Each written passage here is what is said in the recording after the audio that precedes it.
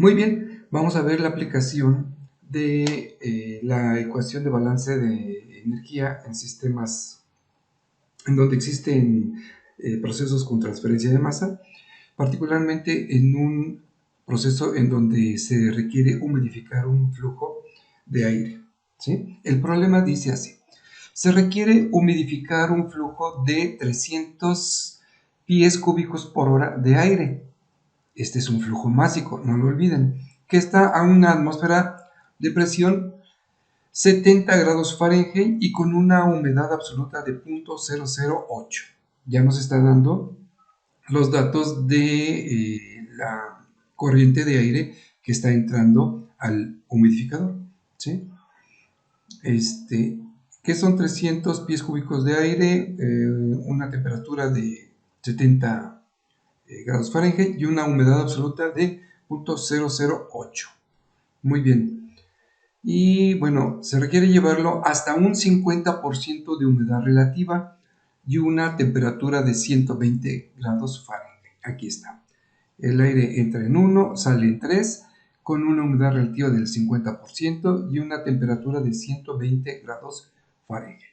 Muy bien, para ello se utilizará vapor saturado a una atmósfera de presión y 212 grados Fahrenheit. Aquí está el vapor saturado. El vapor saturado se va a combinar en este equipo con el aire que llega a ciertas condiciones, le va a elevar la temperatura y lo va a cargar de humedad, ¿sí? ¿Sí? Lo eleva de 70 a 120 grados Fahrenheit y lo carga con una humedad relativa de 50%. Perfecto. El vapor viene a 212 grados Fahrenheit y una atmósfera de presión. Perfecto. El vapor también calentará el aire mediante un serpentín. Es decir, aquí entra en la corriente 4, pasa por el serpentín y sale, ¿sí? Tomen en cuenta que al pasar por el serpentín no se está mezclando con estas tres corrientes. El vapor que entra en la corriente 2 obviamente sí se mezcla con la 1 y sale ya mezclado en la 3, pero el vapor que entra en la 4 pasa por el serpentín y sale en la 5, no se está mezclando. ¿Qué quiere decir esto? Que el flujo másico que está entrando en la 4 debe de ser idénticamente igual al flujo másico que está entrando en la 5, la diferencia básicamente que en la 4 es vapor y en la 5 es condensado, pero ambos están a una misma temperatura, 212 grados Fahrenheit, pero en la 4 es vapor y en la 5 es condensado, básicamente. Luego dice, determine la cantidad de vapor requerida para esta operación si no hay pérdidas de calor. Es decir, el problema nos pide que nosotros calculemos la cantidad de vapor que se requiere meter en el serpentín, ¿sí? Si no existe pérdidas de calor por radiación. Muy bien. El balance de energía que se plantea es el siguiente. Noten ustedes cómo está respecto al equipo las entradas y las salidas. Está entrando la corriente 1, la corriente 2 y la corriente 4.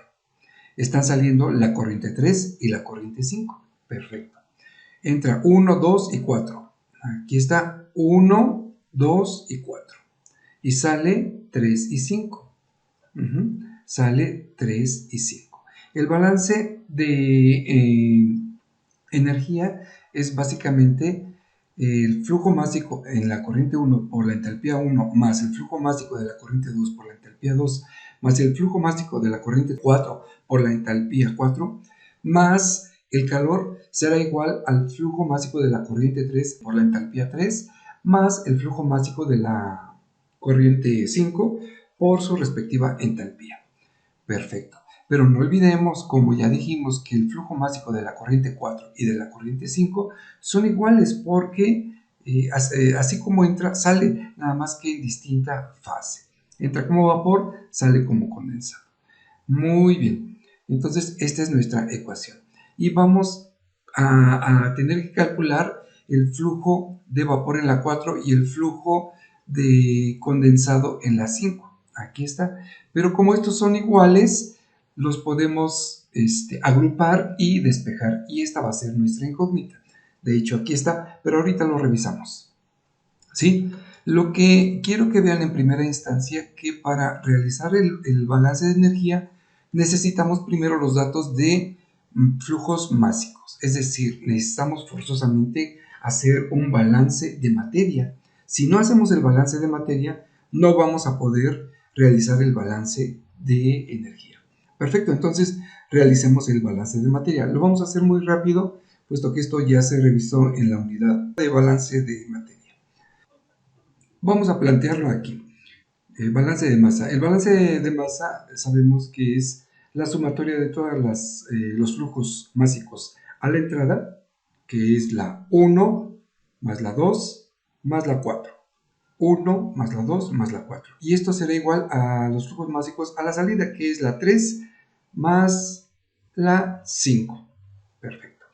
Pero como la 4 y la 5 son idénticamente iguales, cuando alguna de estas pase del otro lado de la igualdad, pues se va a eliminar. Entonces nos queda básicamente la sumatoria del flujo másico de la corriente 1 más el flujo másico de la corriente 2 será igual al flujo másico de la corriente 3.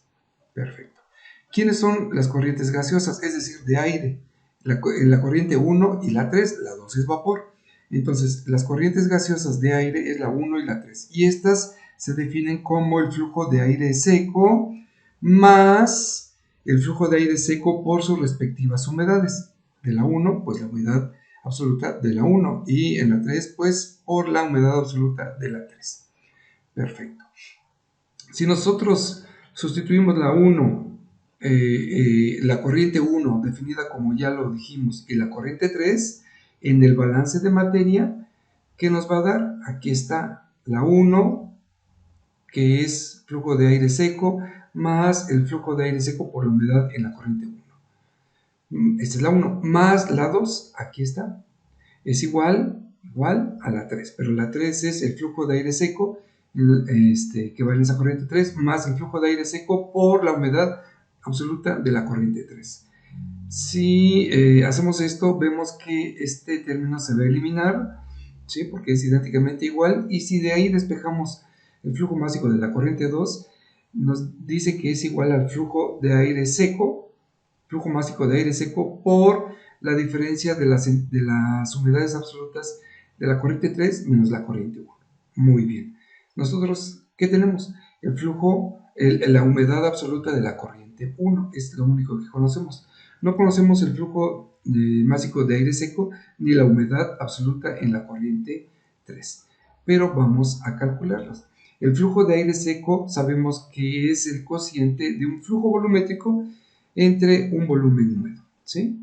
Se referencia a la corriente en donde que nos convenga, y esta es en donde tenemos pues información.